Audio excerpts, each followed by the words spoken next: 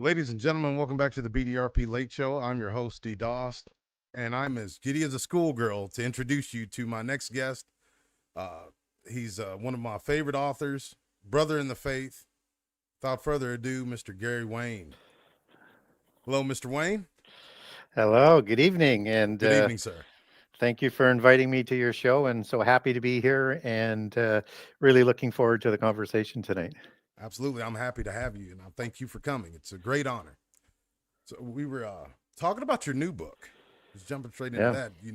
Everybody knows Genesis 6, and to me, it was revolutionary to any born-again believer who's seeking truth, because you expanded upon so much of what had just been touched upon before with vast details and all the truths that were interwoven from extra biblical materials that you can say, oh, well, this part of folklore and mythology that actually was real in prehistory.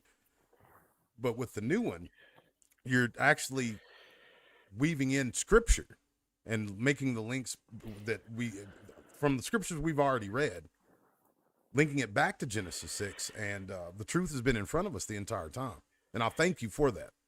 yeah, it was an interesting sort of experience. So after I wrote Gen 1, and I knew there was no other book out there like it that would tell the whole history of giants and the bloodlines, how that affects today, and what's going to happen in the end time, and how they sort of intersect. And I didn't want to do a sequel to it because I have other prophecy books I want to do.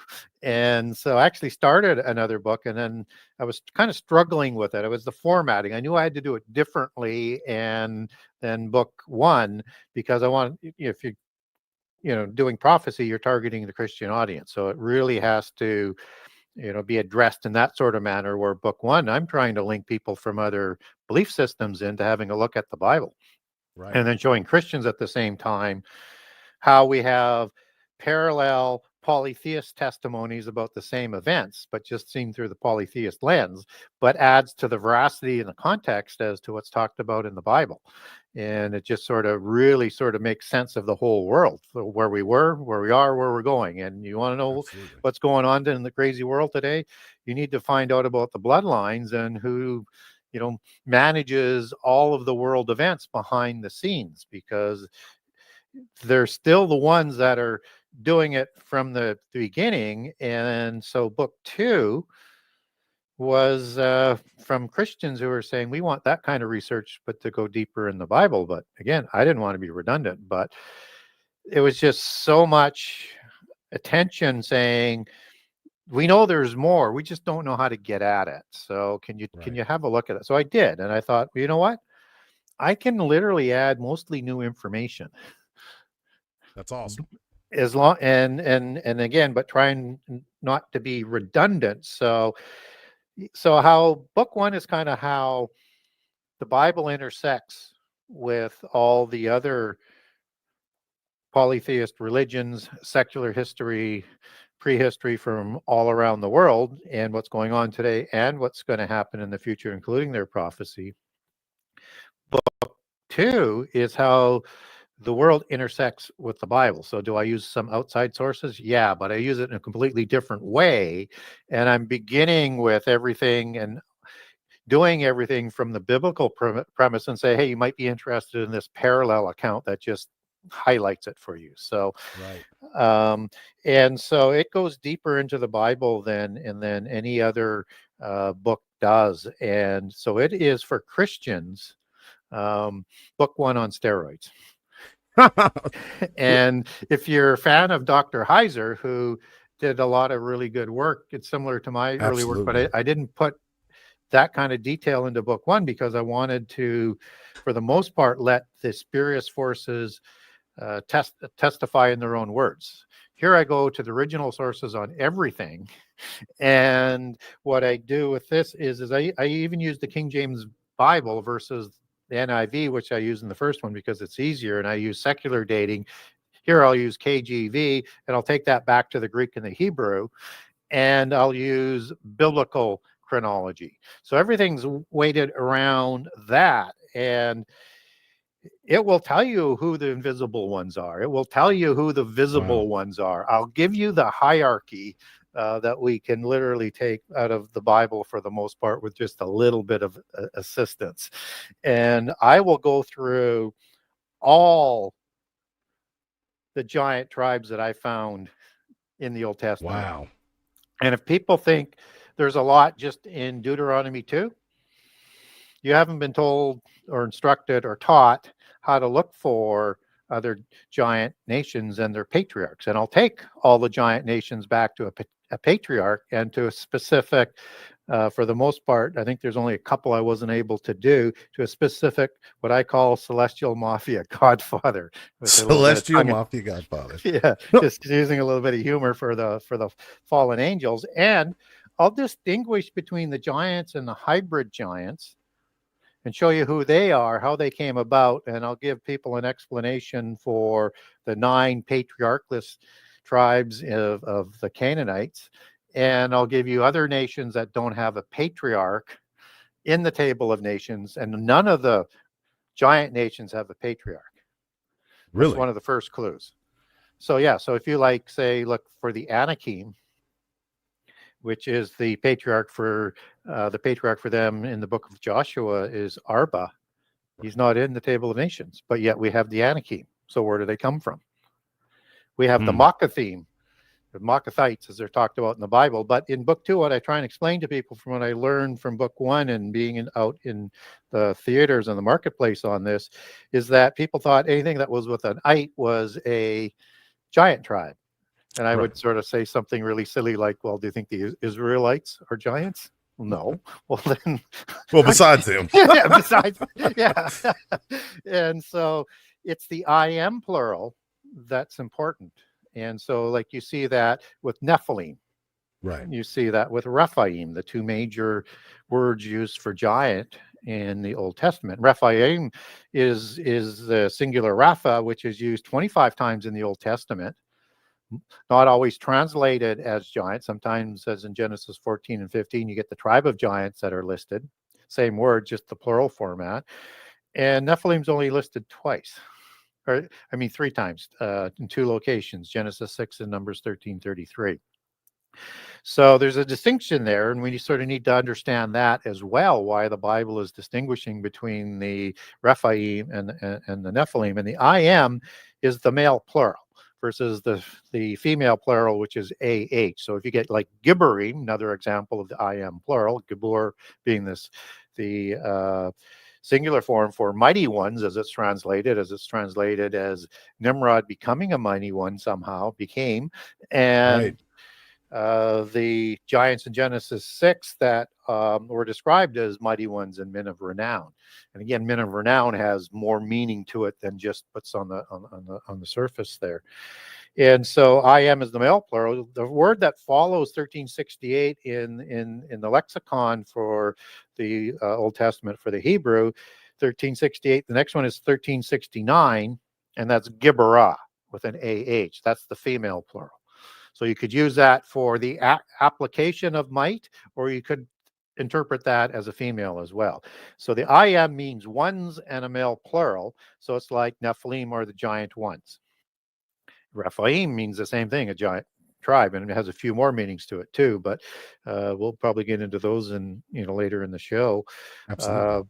But Rephaim also means giant ones and long-necked ones, as Rapha is understood also as long-necked. Same as the Anakim are long-necked. Right, that's what I was about to say. The Anakim, very much closely associated. So, it's the I am that we want, and we get examples of that in the Old Testament in the KJV, if people are familiar with that, and depending on the other translations that you might use. So you've got Horites and Horim. Right. Why would they use 2 different suffixes? And not even consistently in how they apply the suffixes. And you also have Anak and Anakim and Anakite. And so it was, to me, it was, well, that makes no sense in how this has been translated. Right. And why is, what's the confusion here? Do they know something we don't know? Or are they just that bad at literally translating inconsistently? And I thought, no, there's more to this, and they're just not telling us. Right. And that's what we were speaking about off air, just the richness that's in the word of God that you broke down in this. And I'm super excited for the second book. You've got me hyped because you see those type of things and you give it a passing mention because a lot of times we don't have the resources ourselves or the time to look that deeply into it. So now you do the legwork. Yeah.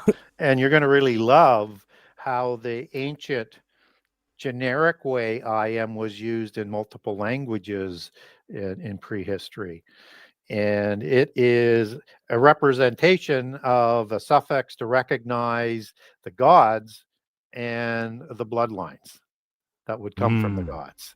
It's a majestic term that's used for the divine right to rule, and the rulers or the offspring of the gods who gave them the divine right to rule. Wow. So like the ancient Egyptians, how like some of the pharaohs were said to have been the earthly gods. Do you think that some of those gods, you talked about this actually, that some of those first pharaohs were the descendants of these little g gods? Yes. Well, the pharaohs, for the most part, the original pharaohs are the giants. And then you have hybrids after that.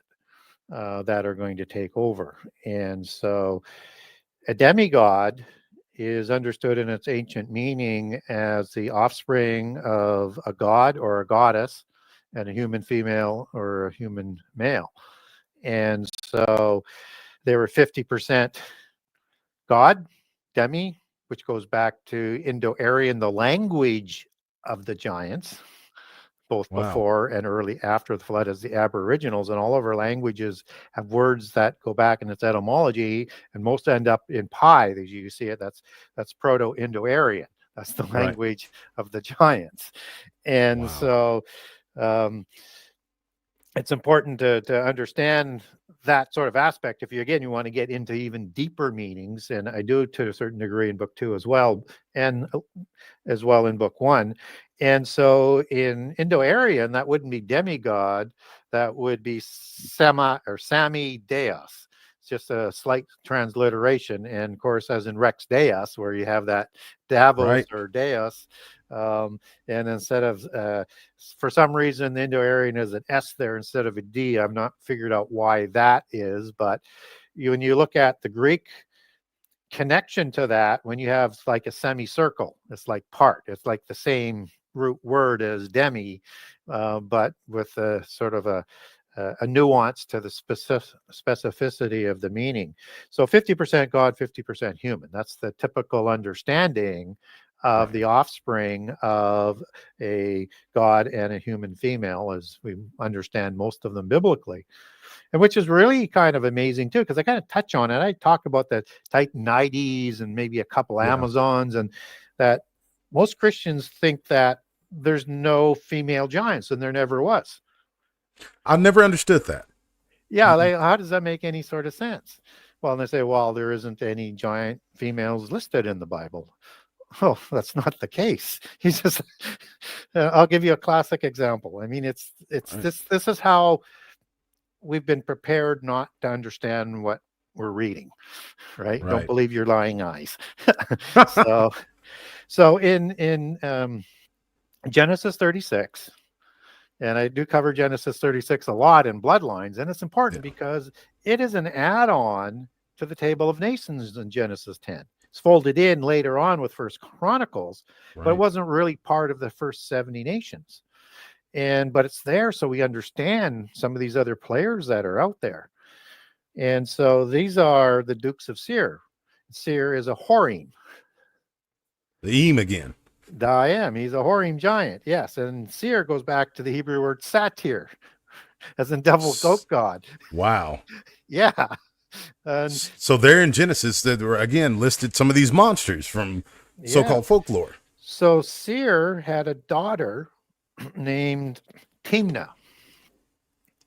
And Timnah, and I cover this off, but I don't go into the detail I do in book 2 on it, marries Eliphaz. Eliphaz is the son of Esau, brother of Jacob, who Wow. stole all the blessings, Right. the Messianic promise, and the inheritance. And so now you have Eliphaz, who marries a female Horim and starts a new dynasty of hybrid people. And they're going to be Wow. eponymously named after the Amalekim giants of Genesis 14. Remember, this is Genesis 36, several generations later, Right. and probably at least 200 years. And then the Amalekites are going to go live amongst the Amalekim in the Petra area. And they're going to be the tribe that's going to wait for Israel to come out, try and wipe them from the face of the earth as they're going out in Exodus from Egypt. And if they did that by Old Testament law, they would inherit the Messianic promise. They would inherit Whoa. the blessings and the inheritance. And so that's what they were trying to do. That's why that wiping them from the face of the earth is so underlined in the Old Testament of the war that was waging there. And it's not just Eliphaz who marries a female giant. His father Esau does with Aholibama, another Hori female. It starts another hybrid giant. And there's a distinction between the Rephaim and the Nephilim. And I think the Rephaim are post-Diluvian giants after the flood. Nephilim are before the flood. And they're a little bit smaller, still a giant, nonetheless. Right. Not as scary, but still hugely scary, and still more than twice the size of humans. And we even get some post-Diluvian giants that are 19 feet tall. So the largest Right. one we've got biblically would be Og, that would be 13 to 15 feet tall, and Goliath would be 11 feet 3 inches. And we know that because we get 6 cubits and a span. He's the king of Gath, who Ashish is going to replace afterwards, after he's killed. And as Josephus says, use the royal cubit on the giants because they're the royales, right? And so that's a Right. 21 inch, 6 cubits and a span. Span is 9 inches. Add that together, 11 feet 3 inches. And even if it was 18 inches, he'd still be about 9 feet tall. So still, Yeah. By either yeah, measurement, that's still a yeah, monster. Yeah. yeah, and stout, twice 2 to 1 height to width ratio, just as Og's bed of 9 cubits and 4 cubits is that ratio that was left on display to show people in the later generations that the size of the giants who slept in that bed, who they had to fight. There was a Wow. memorial that was left in Rabbah. So one of the distinctions as well with the Rephaim giants after the flood is they have a fertility issue of some sort. Right. And these are we get that from the terrible ones in Ezekiel 32. And if people haven't read that passage, or they skipped over it because they just didn't know what was going on. And I get it. I was there at one time. The terrible ones, that's the Hebrew word eratim. And the root word is erit, as in Ugarit, right, of the Ugaritic text. Right. And terrible ones are the ones who are slain, they don't have to be slain, but the ones that are speaking to the Pharaoh in Ezekiel 32 are the terrible ones who have been slain, and they did terrible things on the earth. They're in the sides of the pit prison, along with the mighty ones, the El, which is for a god or an angel, that are there as well, also talking to Pharaoh, who is a Rephaim as well, and a terrible one by implication. And Wow. it's at the time of Nebuchadnezzar, the terrible of nations. He's another terrible one. So another one of these Yeah. Raphaim, these hybrids. These are probably at this point in time, if they're not full-blooded, purebred giants, they're not that far away from it in terms of the generations. So what happens is in their fertility issue, and that's part of the definition of eratim, is a whole bunch of things that just would describe a giant, but a fertility issue and childless. And the reason why that is because they have an inability to reproduce females in the numbers that the Nephilim could before the flood. And that's going to cause them to go extinct, Right. which is going to force them to intermarry, as in this case, female Horim, Timnah and Oholibama marrying Eliphaz and Esau. And as I talk about in book 2, and I underline, as I talk about in book 1 and underline in book 2, when the dynastic giants start a new dynasty, they use a purebred female, which is the matriarchal fairy bloodline, versus the patriarchal male bloodline, which is the dragon allegory. And so, let's say if you're bringing in as let's say Akhenaten did, he would bring in purebred females from the Mitanni dynasty to intermarry with. That would be the intention of either injecting an ennobling of their bloodline, or they want to have an offspring to start a new dynasty, or they just need to get outside the bloodline far enough so that they don't start to get blood diseases. And they would do that quite regularly. But it's not that the females were not there. There's just not a lot of them. There's not enough of them to actually maintain a bloodline. Yeah. So in the Ugaritic texts, where the Rephaim are created by the Baalim, and I use the Ugaritic texts in book 2 and go directly to the text, and it's really good for understanding the Bible because it's the original Semitic language that Hebrew comes out of. So you can go right to the transliterated words or right to the original Semitic. So if you go to the vowelless Semitic, you would have, Nephilim, which would be NPL, no vowels, no H. Rephaim is RPM. And so you get Herman, or Haram is HRM. You can get those words, and they're all in the Ugaritic text because they're branches of the same religion. The same language. And so I use the Ugaritic text because it's in the covenant land between Tyr and Mount Hermon. Right. And Ugarit means Erit, terrible, and terrible one in singular as opposed to plural, and Ug, which is, I think, and I make a case of how I get there in book 2, is that is Og, because that goes back to the Hebrew word OWG, meaning wide and round and long-necked as well. He's a Rephaim, so he's going to be partly long-necked. But its source word is UWG. So it's Ug-Arit. That's the original city of Og the Terrible One. So you would call that Kiriath, as in Kiriath Arba, which was Hebron before. It would change its name to Hebron. Kiriath Arba is the city of Arba, the patriarch of the Anakim that we know as Hebron. This would be Kiriath Ug-Arit, the city of Og the Terrible One. And he goes to Mount Hermon after the Rephaim Wars with the alliance of Mesopotamian giant kings in Genesis 14.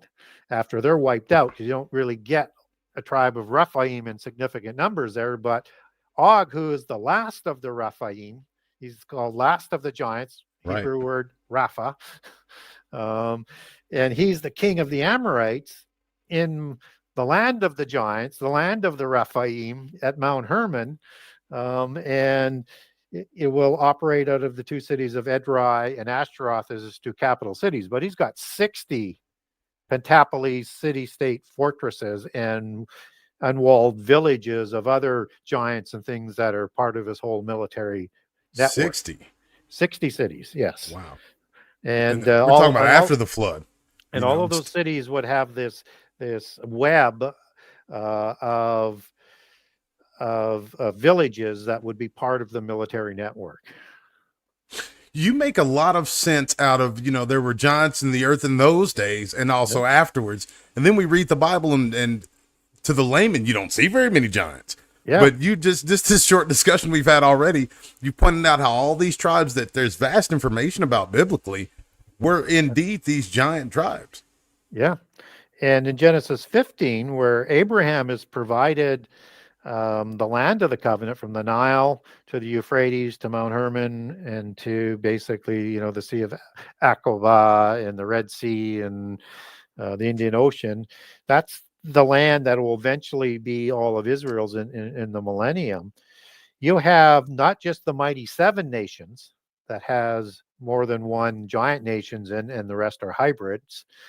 and the hybrids will be 7 to 9 feet tall, according to the Egyptian execration text, like the Amorites. Right. And so they're smaller than the giants because they have a Rephaim patriarch, which is why you don't have the 9 patriarchless Ah, tribes. right. It goes back to that.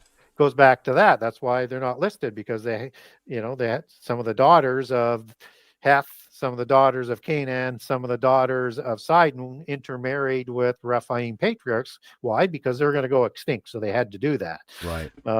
And so they're part of the families of the Canaanites, which is a Hebrew word that basically means a different species and a different race.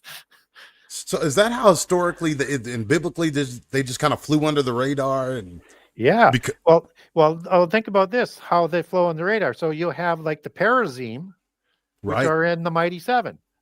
Perazim don't have a patriarch. There you go. So There what you are go. they? Yeah, I take them back to a specific Right. patriarch as well. They're another tribe of giants. And Wow. I mentioned Makkah and the Makkah theme. Another E. Yeah, another one. They're in the Mount Hermon region, which is really important when you get into the time of King David and Talmai, the king of Right. Geshur, the Geshurim, another giant tribe, who has a daughter named Makkah, which is both a matriarch and a patriarchal a title of the bloodlines. And David's going to Wow. marry Makkah, Right. and they're going to have Absalom, who's the fairest son of them all. And then he's going to have a rebellion and try to overthrow David after conspiring with Talmai, which is the same patronymic name as a giant in Hebron, or Kiriath Arba, with the 3 kings in Numbers 13:33 that we talked about earlier. It was Ahiman, Sheshai, and Talmai. And So those the names plan's are still in place to take that covenant, to take that power or that and inheritance away. to take, I mean, it's the Davidic bloodline that produces Right. Jesus. Wow, the devil's been busy for a very, very long time. Yeah, and then you have the Rephaim tribe that's listed in Genesis 15. So you got 2 giant tribes that are listed in the land, and then you have the hybrid giants that they created that go with them, along with the Anakim, which aren't listed there, but they're there as well. And so then you have the triple K. You have the Kenites. This is Right. all in Genesis 15, on the land being given to Abraham. You have they're listed as Cadmonites, Kenites, and Kenizzites. The Kenizzites, yes. Yep. And again, this is just after the War of Giants, so about 1980 BC biblical chronology, and you don't have the Kenites that show up later until Genesis 36 again. So you have the same conundrum as with the Amalekites.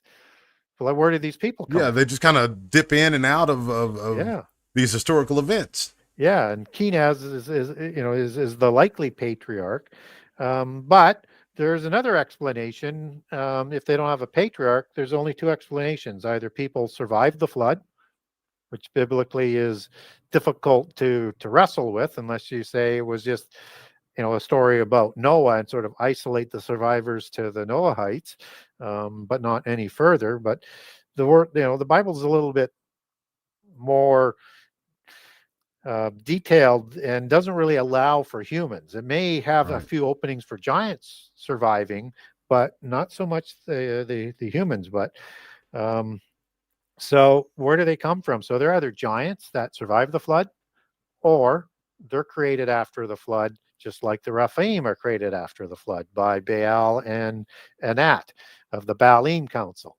And that's why it's important to use the Ugaritic text, because we have the same gods operating in the same land by the same name and did the same things.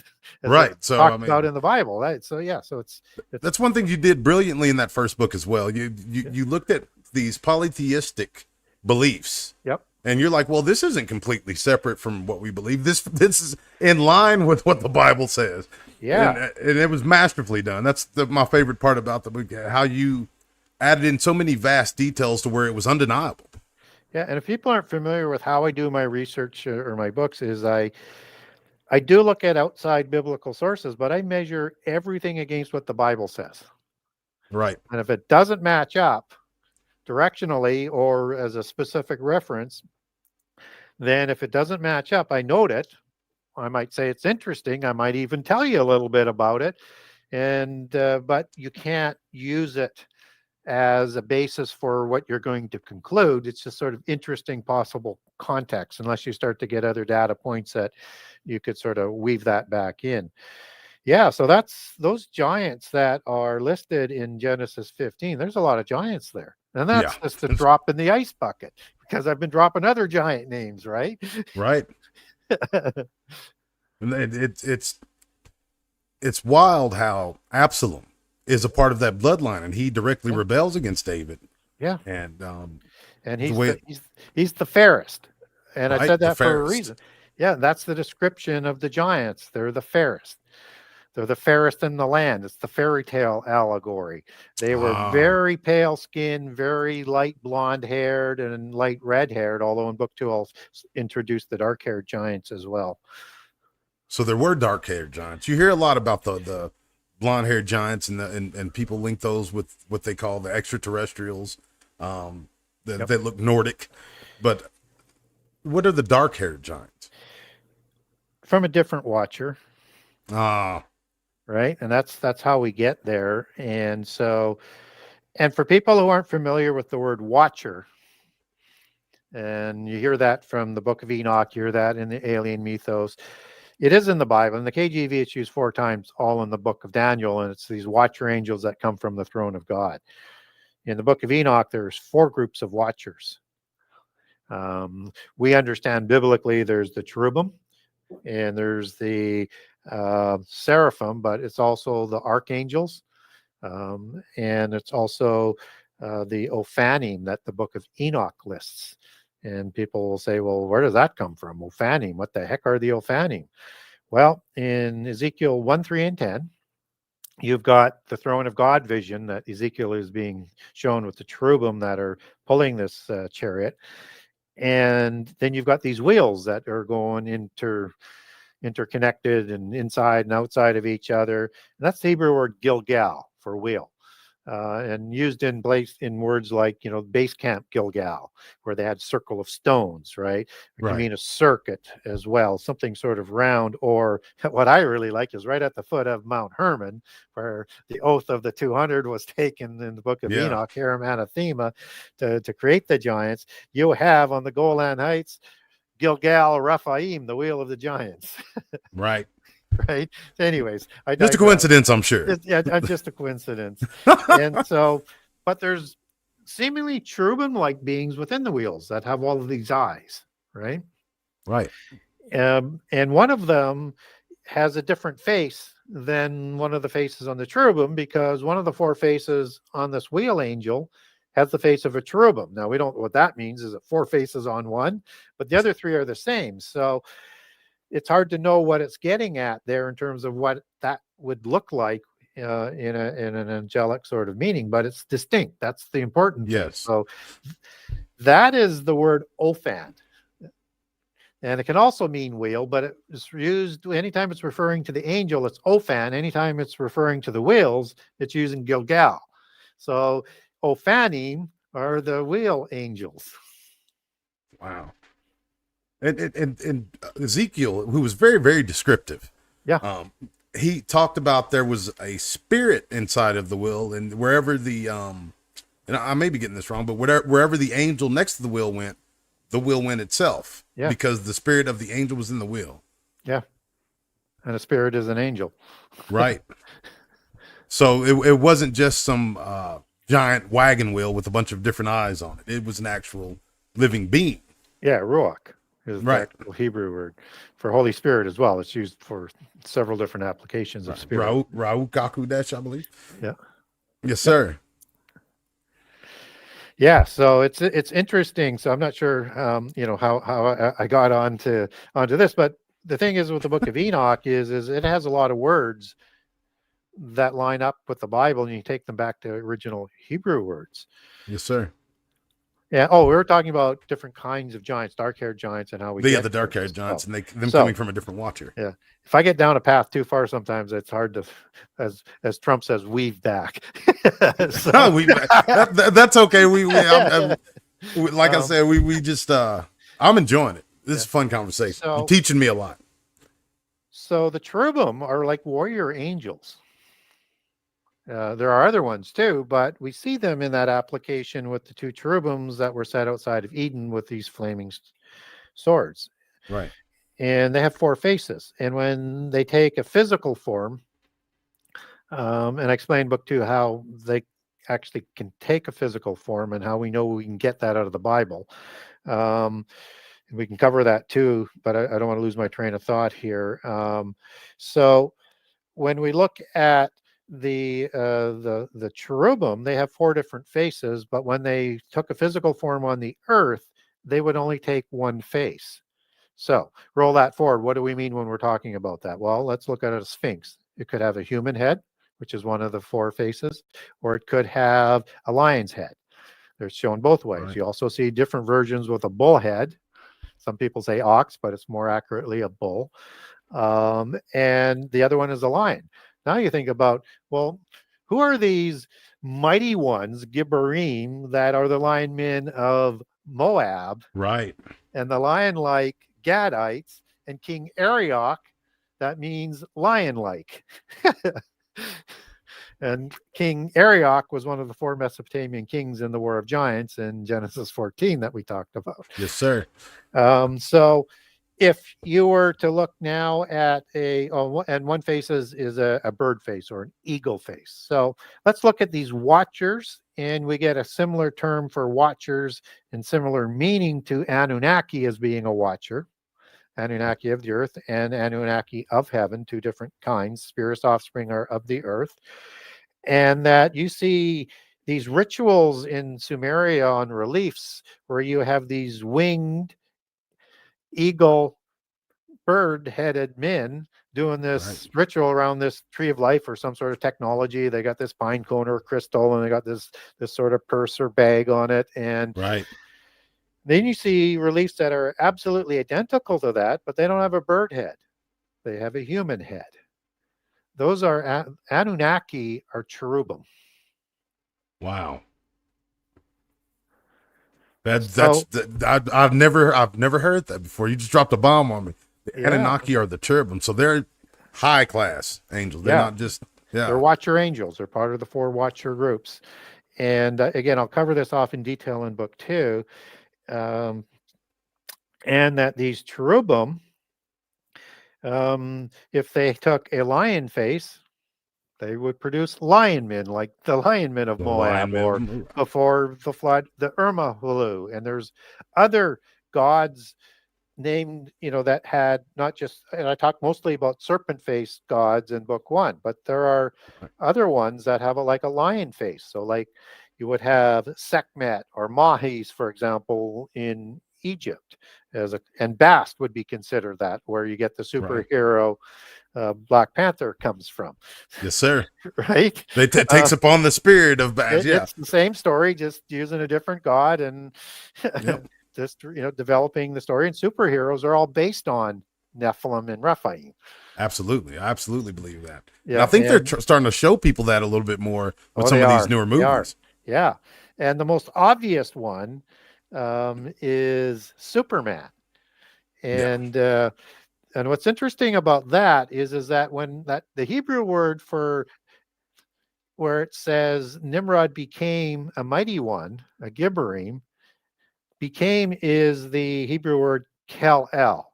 Well, guess what the name of Clark Kent is on Krypton, which is Kal-El. His father is Jor-El of the house of El.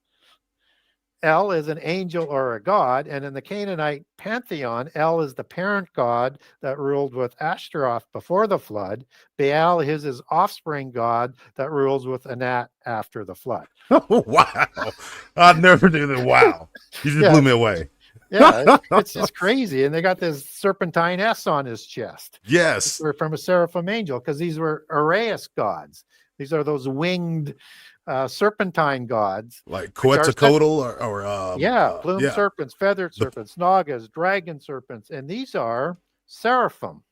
Seraphim, as you take that back to its meaning here, Hebrew singular seraph, is a six-winged, serpent-faced, copper-colored angel. wow. Yeah, so they had faces of serpents, and Just like they depict down in South America, in exactly, yeah, artwork that's thousands of years old. yeah. It's so hard to separate all this stuff, and you brought it together. So, like I said, so beautifully in book one, and it's stuff that everybody's seen. But I mean, you help put the glue to those puzzle pieces. And once you see it, once I read that book, I was like, wow, I'm an idiot. Like all this has just been laid before me. I just couldn't put it all together. It is, but until you understand the language that they're talking in, they can do anything they want in plain sight, and you won't understand it. And neither did I until I started to slowly connect some dots. So we're talking about this bird face of the cherubim. And that matches up with that, as we talked about, the cherubim and the Anunnaki eagle face. Well, in Southeast Asia, you have the Tengu gods, and it includes the dragon creator gods that created the sons of heaven and the Chinese bloodline and dynasties. That Xi, the current president, comes from the Western Shah dynasty bloodline, who's back on the throne after social masonry took them down. And that's another rabbit hole. So when we look at the Tengu gods, they're all throughout Southeast Asia, and they procreated warriors, kings, and priests. And if you Google Tengu, Tengu, you'll get mostly Japanese figures, but if you dig deeper, you'll get other ones. And these are bird-faced warriors that taught the martial arts to the Japanese people and the arts of war. Wow. And what's interesting as well is in the Popol Vuh, the Kishimaya holy book, they have this race of demigods called the Xibalba, which are owl-faced gods, so bird-faced again. So now you have owl giants in the Popol Vuh along with the plumed and feathered serpent gods. So there's obviously other gods that are part of the pantheon as well. And there is a branch of the Xibalba, which is the House of Camazotz. Camazotz. Google that. I don't know that you can do it right now, but see what comes up. Let's see. CAM. It means the House of Bat, as it's translated.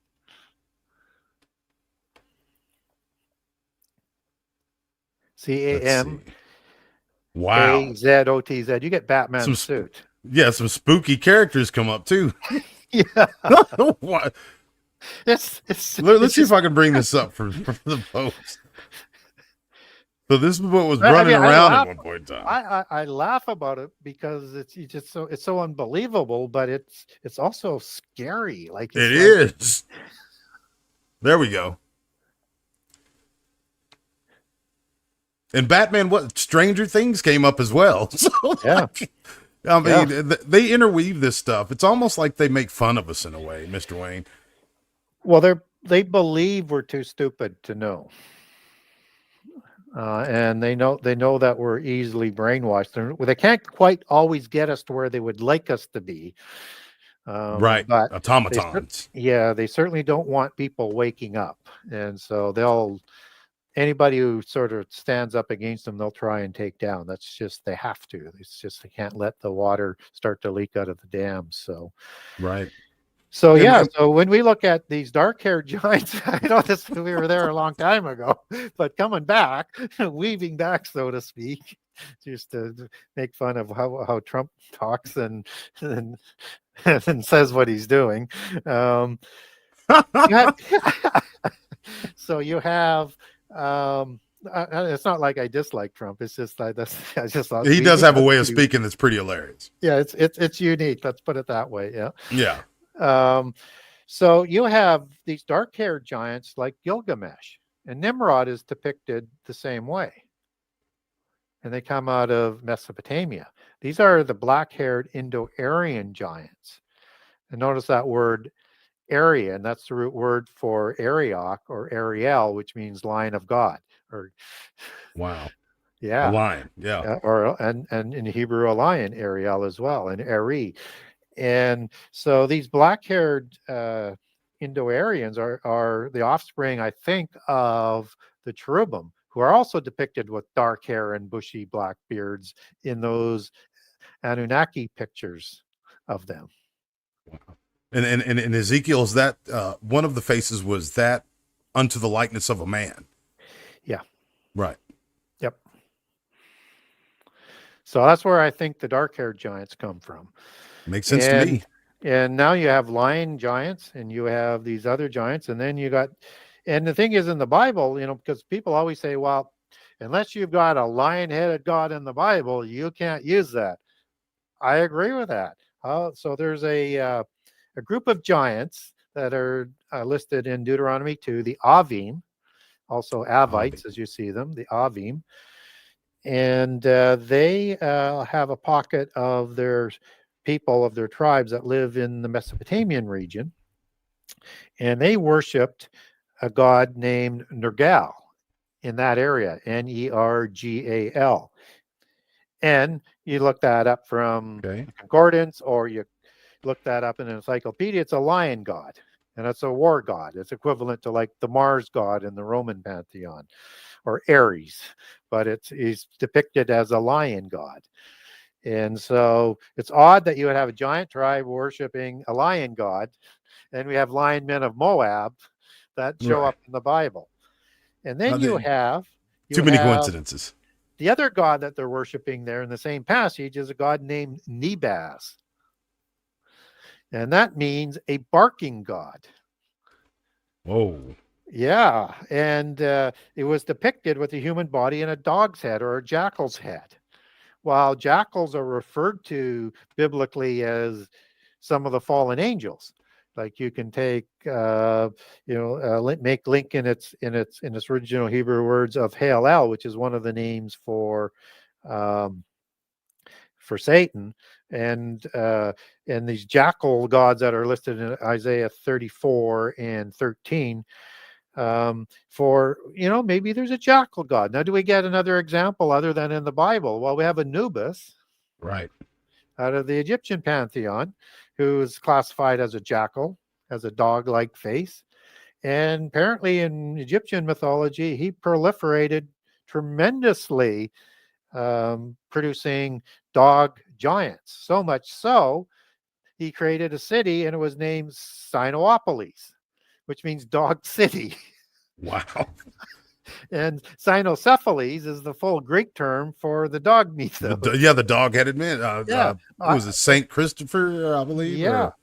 Saint Christopher in the Greek Orthodox is a dog warrior mercenary from North Africa. So it all just links. I mean, he's in North Africa.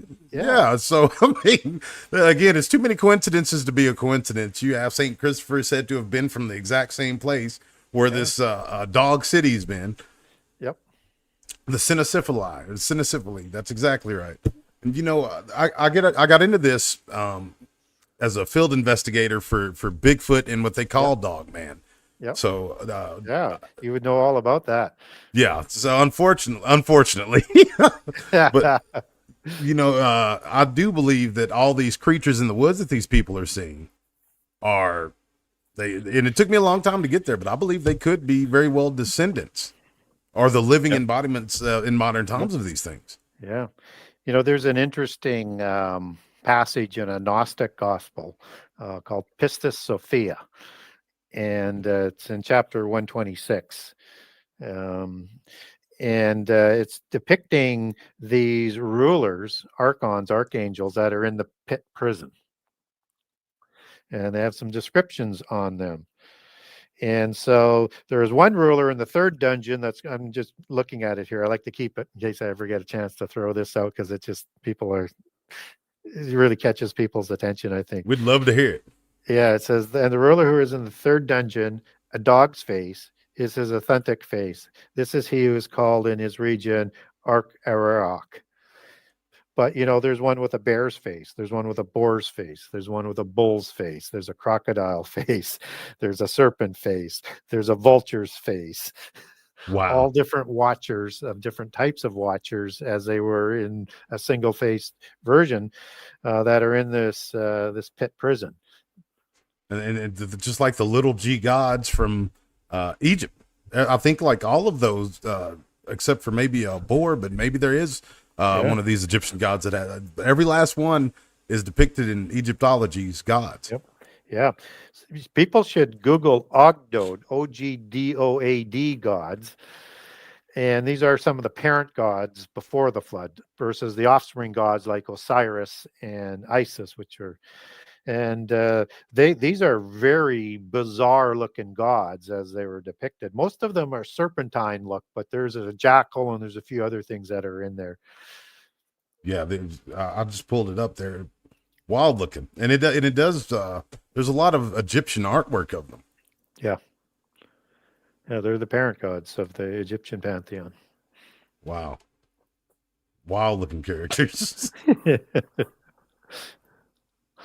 So do you believe? And I already know the answer to this, but you have the Egyptian gods, the Norse gods, the Greek gods. Yep. Are these different pantheons, different groups of watchers? No, I don't think so. Right. I think they're the same pantheon. They're the top 7 because that's the number that we get that's sort of consistent. Right. So you could take Odin and substitute him with Zeus or Baal or Anki or Enlil. And you could take a war god like, Mars, and you could substitute that with Nergal. Right. So Marduk, Baal, all of those are sort of the chief gods. And then you typically get 2 Queen of Heaven goddesses that are in there as well. So, basically one's a moon god and one's Venus as its depictions. So, and if you want to sort of start where you start to make some of these kind of connections, is you go to the Roman pantheon, which uses the 7 wandering star planets. Right. And then you can start to say, okay, well, who is a god or a goddess of that planet, whether it's a moon goddess or Venus or whatever. And then you can start to pick out the various gods and goddesses. So the days of the week are named after these 7. Yes, sir. And they just mix in the Roman and the Greek and the Norse. And the Norse pantheon. That's all they've done. Which was always wild to me, and Thor's Day, Wednesday, Voden's Day, or Wednesday. Yeah. So Friday is Freya. Right. So you have like a litany of different gods and goddesses from across these pantheons, and that's our days of the week. Yeah. And the magic number of 7 wandering stars. So, but there, it's an intricate hierarchy, I think. So there's a council of the gods that Psalms 82 talks about. Right. That rules over the 70 nations that Deuteronomy 32 talks about, both before and after the flood. And how do we know the number is 70? Because it's a very unique language used in Deuteronomy 32, where it's ruled over by the sons of Israel. Now, if you go to the Septuagint, it's going to say angels there. And if you go to the Dead Sea Scrolls, it's going to say sons of God there, not sons of Israel. They're all correct in the translation. It's just nobody's really sort of done the proper connecting of the dots here to say, hey, the Bible's not in conflict out of the translations. And I'll come back to that in a second. And how do we know the number 70? Because it's numbered by the sons of Israel or Jacob, right? Who has his name changed to the compound word Israel, a title. And so when we look at how many sons were born to Israel in Egypt, it was 70 in Exodus 1:5. So we know the number 70. That's the same number of patriarchs, right, in the table of nations in Genesis 10, even though 9 are patriarchless, which nobody ever wants to address, but we already talked about that. Yes, and by that number, you had the 70 sons with the same number as Adam had, even though they're not listed, that represented the 70 nations before the flood. Now, the word Israel there is a compound word.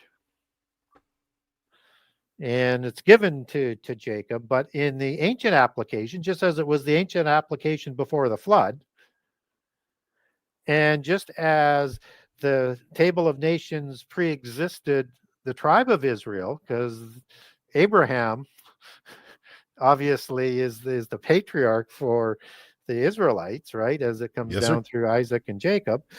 And so we would have either a contradiction or there's something more going on. And so it's not that the translation is wrong. It captures everything you need to know once you Right. understand it. And that the number of the patriarchs for Israel is a millennium prophecy. So Israel is appropriate for Jacob, and why the number of 70, which is consistent with the table of nations and why it's knitted together. So you have the word Israel, which is Sarah or Sarah, and El for God. Sarah can mean prince, or it can mean ruling. So the Hebrew there for sons of Israel is Ben Ha Israel, or Ben Ha Sarah El. And that would mean the sons of the ruling God in this case. And they would rule as princes. So they're awesome. numbered by the sons of God. Who are the sons of God? Those are the ones who created the giants in Genesis 6. So it's literally right there in the language. We just need to It is. study to show Yeah. ourselves approved unto God. Yeah. Yes. And so in the Council of the Gods, you would have one deduces 70 angels representing those 70 nations based on Deuteronomy 32. Right. And then you have this term in the book of Enoch, that the chief of tens, which is kind of interesting when you know there's 7 wandering stars. Is that part of the hierarchy that goes from 10 times 7 to 70? to 70? Yeah. Wow. Is that coincidence? Or, I mean, I don't get scripture for that. I'm just sort of linking things together, but there's a hierarchy there. And how do we know there's a hierarchy? And Satan sits above that council of the gods, by the way, because he's the prince and god of this world. He is the archon, or ruler of this world. Rulers of God, right? Sons of God. Sons of the God. ruling God. Sorry. And so when we look at that hierarchy, we get that from the word host. So in the Old Testament, you have the host of heaven, which can mean the stars and the planets, or it can also be an allegory for angels. So you have the host of angels, you have the host of heaven, and typically star is another allegory for angel. Right. And just as we have the wandering stars, that includes planets. So it's all part of the understanding, and we're given the term wandering stars for these 7 angels in the New Testament. So we can make those connections. So it's that word is Saba, Tsaba, transliterated. And so that means an army of angels, both loyal and disloyal. And if you have an army, you have rank and order, which means there's a hierarchy. There's a hierarchy there. So somebody has to be at the top of that hierarchy. Yeah. Now, where does that word hierarchy comes from? It really means a sacred council of archons. Wow. Hierarchy. Yeah. Taught me something new. I did not know that. We swim in their belief systems and the languages that have connections all the way back to the Indo-Aryan languages, and we don't even know it. Right. Proof's in the pudding. Just now, you thought, like I said, you taught me something I had no idea, but once you hear it and explain to you, it makes sense. Yeah. Jordan Maxwell, I know he's not a believer, but he talks about things that are hidden in language. And do you think that's purposeful? Because, is that the type of witchcraft that they're doing, where they have full knowledge of these words and what it means, and they just... And they do. It's their system. We live in their oath-based system. The visible ones are the offsprings of the invisible ones who have the divine right to rule, and they all populate the top 2 classes all around the world. What are the top 2 classes from ancient history to today? Well, they're the kings and the queens. They are the nobility, larger family, because they're all blood related. They Right. populate the priest class. They populate the educated and teaching and mystery school level or university level. They populate the large business. They're the oligarchs. They populate the higher echelon of the army or cavalry as generals and colonels, as officers.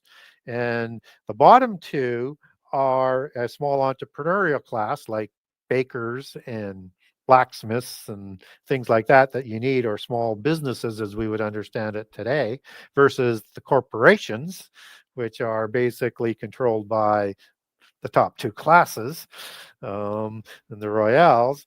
And then you have the working class and the slave class underneath that. So that's the feudal system out of Europe. It's the same system. That's the four-class Right. system on First Nation reserves today that have bloodline chiefs and shamans. It's the same system. Still going today. It's hard. Just as tough as it ever has. Yeah, so they've controlled all the writing because we didn't even get taught how to read or educated till the last 100 or so years, right? Right. Yeah. Right? The average common working man wasn't. They didn't even have a mind that they're going to go to school, at least fall university.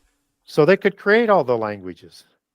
I mean, even the Mm. English language is a purposely driven language that Francis Bacon takes out of Old and Middle English and then adds a bunch of other words to create the new Babel language for the coming world government.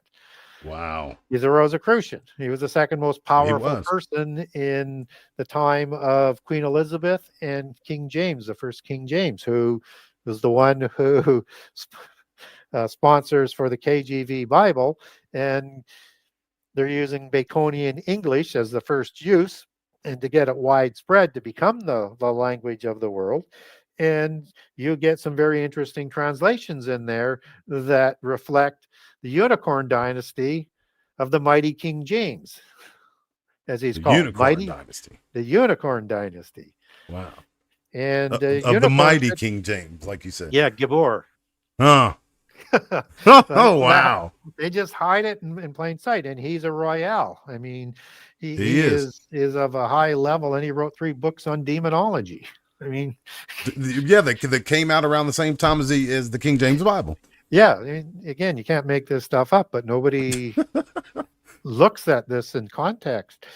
And so that word unicorn that shows up in the KJV, it doesn't show up in other English translations, what I always thought was odd until I sort of made the connection, that it was to make a mythos out of a bloodline dynasty who has Antichrist he's an Antichrist wannabe of the time, whereas bloodline is an Antichrist contender. And that unicorn is only used in certain purposes as they change the meaning out of the Hebrew word rem, R-E-M, which means wild bull, to unicorn.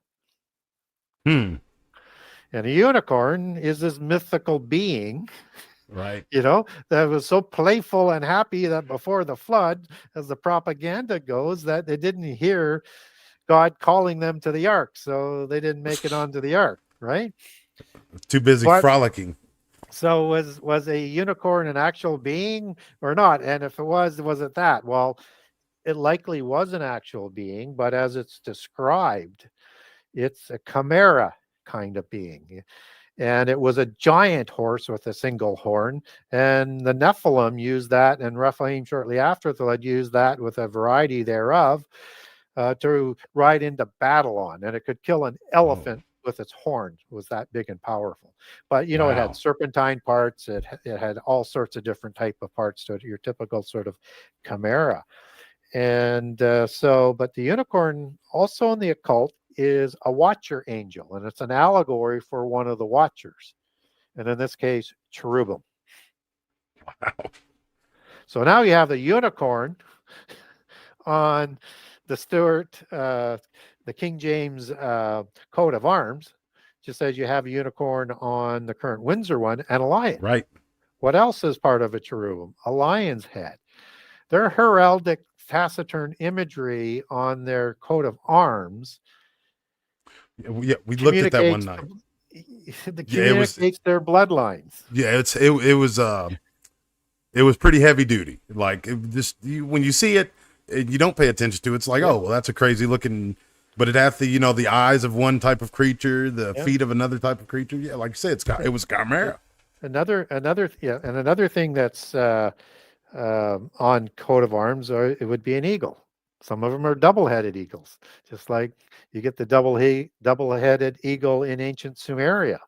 I mean, Right. it's again talking about the cherubim, or you could have a dragon on a coat of arms. You can have a bull on a coat of arms.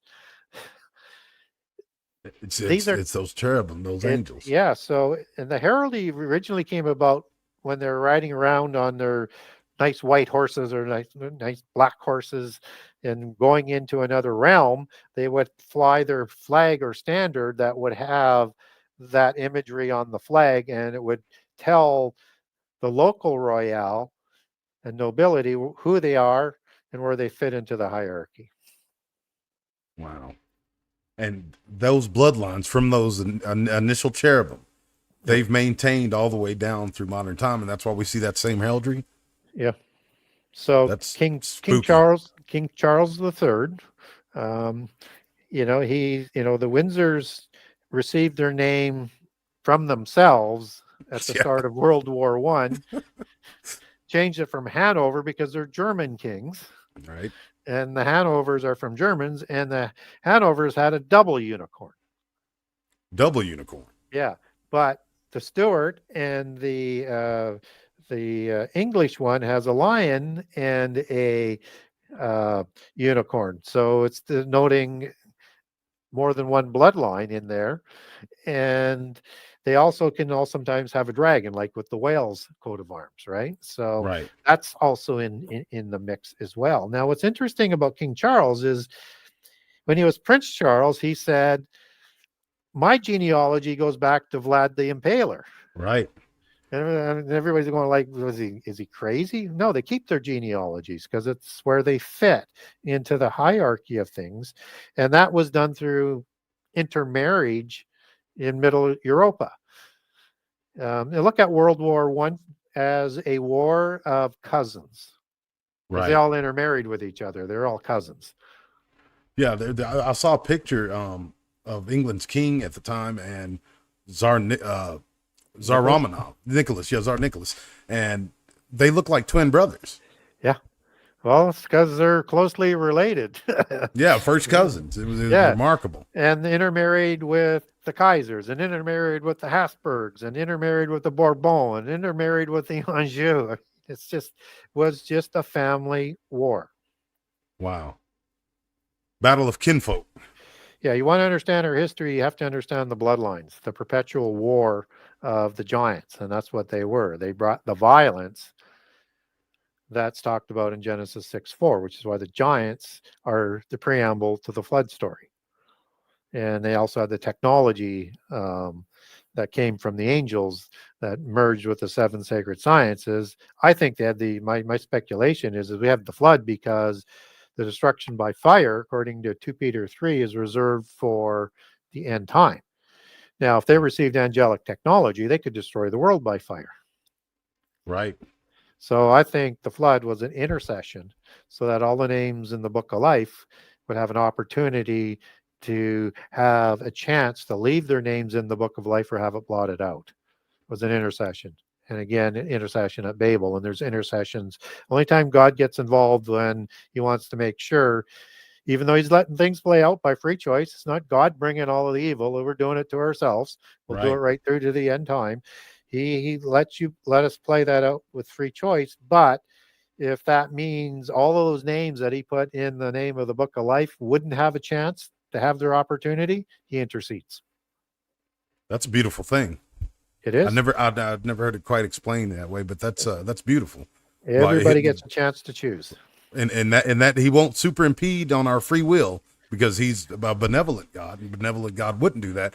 But once we get to that point where we're gonna just turn each other into popcorn, like he'll step in and say, okay, let me hit the reset button. Or all flesh will be killed. And the reason why he can do that is he's Alpha Omega. He's above time.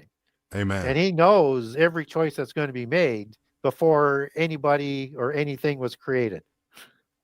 Thank God for that. Thank God I'm for glad that. of it. Yes. Yeah. So whatever God is, it is an intelligence level that we can't imagine. No. Even though these like you say, these bloodline families want to set themselves up to be him, they couldn't come close. No, they can't. And even the angels, they had intimate knowledge, but they didn't know everything God had. And we get that because he tells us how it ends, even though they're trying to deceive people that you could change those times. And we also know it because in First Corinthians it says that had the princes, the archons, the rulers of this world, known about the resurrection, they wouldn't have ensured Jesus was crucified. Right. So Makes they all the didn't know sense in the about world. Yeah. that.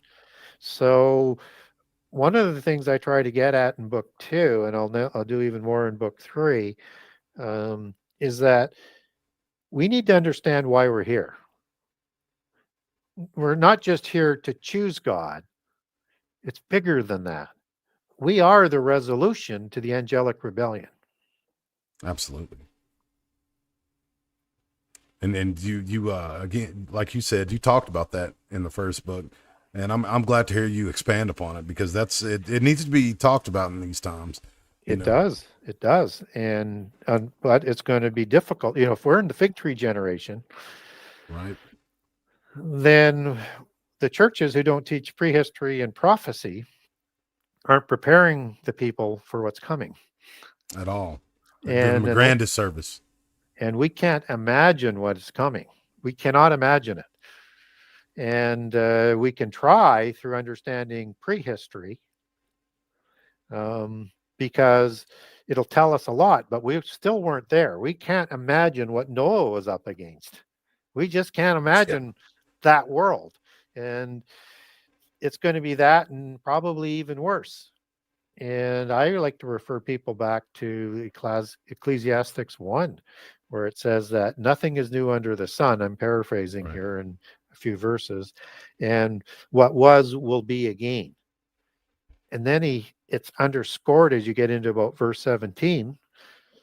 And it says, the understanding of this only brings um, sorrow. Sorrow. Yes, sir. Yeah. And that's a very, very stark verse. Yes. So, whatever was going on before the flood, whatever was going on shortly after the flood, because in Jesus' oration, he tells us as part of the overarching signs to the chronological order he sets down, is that it'll be like the days of Noah. But in the book of Luke, it's the days of Noah and Lot. That's the destruction by fire. It's that transitional passage, the additional information that links us to the apocalypse of the end time. But it's going to be still like what happened there and the sins that were done there and the players that were active there, just as it was the same sins, players, and consequences and offspring that were before the flood. And I don't know if you've I don't know if you've seen it, but there's a lot of videos from South America and Oceania of these giants, like literal giants, like that would be around in Noah's time. Yep. 20, 30 feet tall on mountains, peeking over, cliffs. Yeah. I've seen a lot of those lately.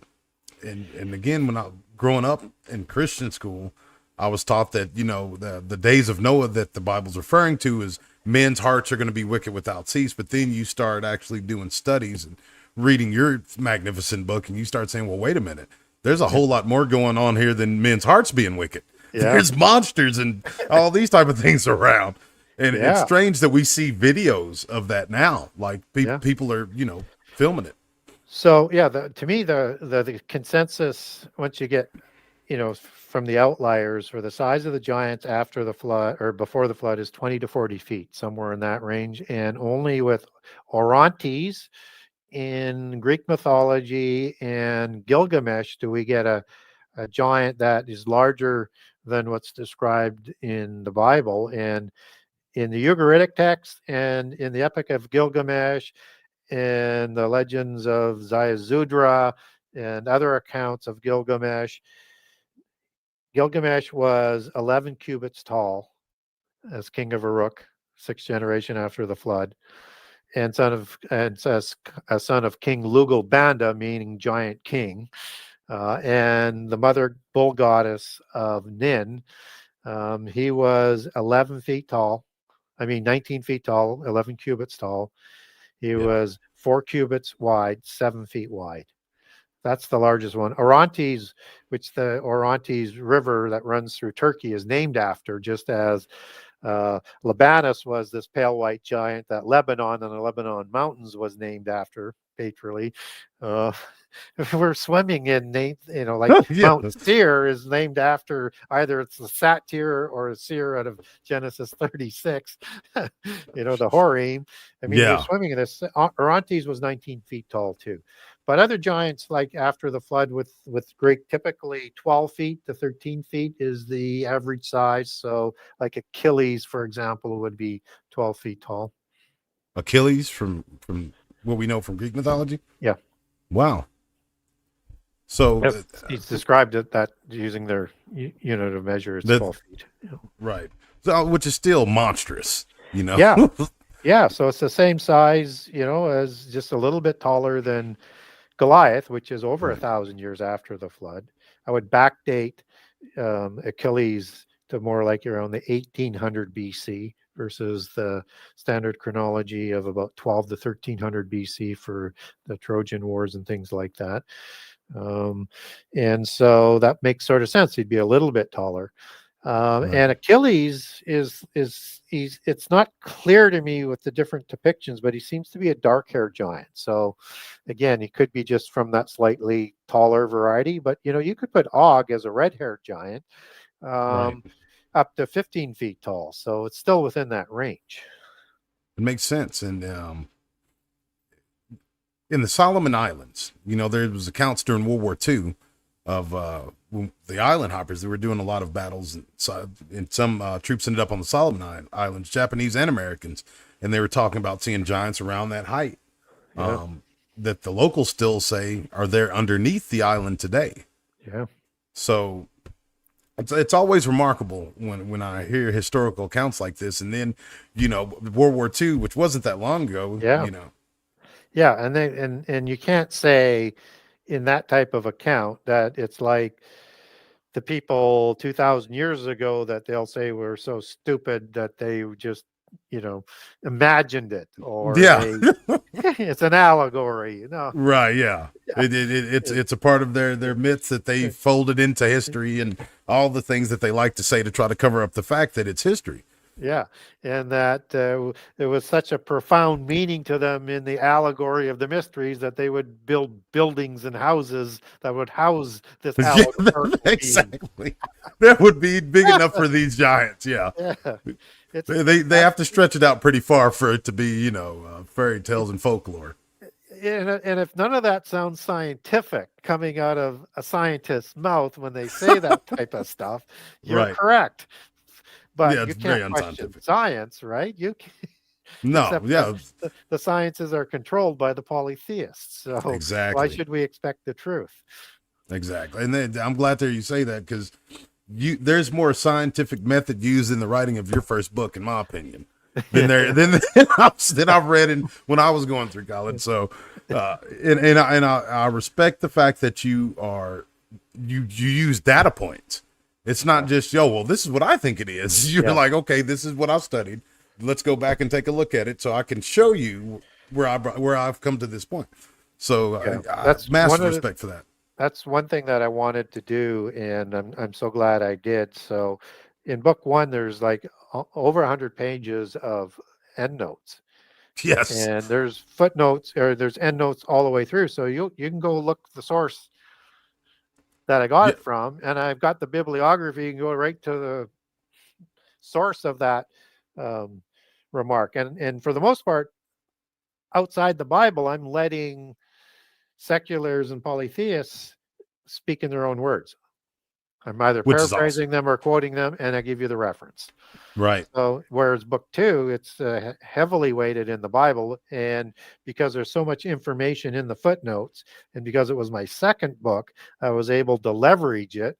I was able to change it to footnotes versus endnotes, so that footnote is on the same page, and you can look at what I'm talking about, look down at the source, and in so many of them, there's a lot more information there.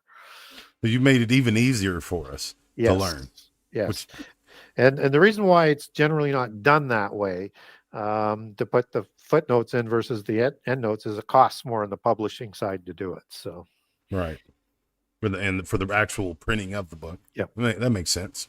yep. So your second book, I'm super excited for. I've unfortunately not got to read yet, but would you be willing to do a part 2 and we can just dive right into Yep. your second book? Yep. Outstanding. Well, Mr. Gary Wayne, I don't want to keep you too much longer, but this has been fun. You've been a fantastic guest. Again, I'm very, very happy to have you here. You wrote my favorite book. Well, thank you. That's a very high compliment. Well, it's a very, very great honor to have you here. Ladies and gentlemen, this has been the BDRP Late Show. Great guests, full of knowledge. They got to have a few good laughs and learn a whole lot. Mr. Gary Wayne, we sincerely appreciate you, sir. Thank you. Y'all have a great night, and we'll see you next time.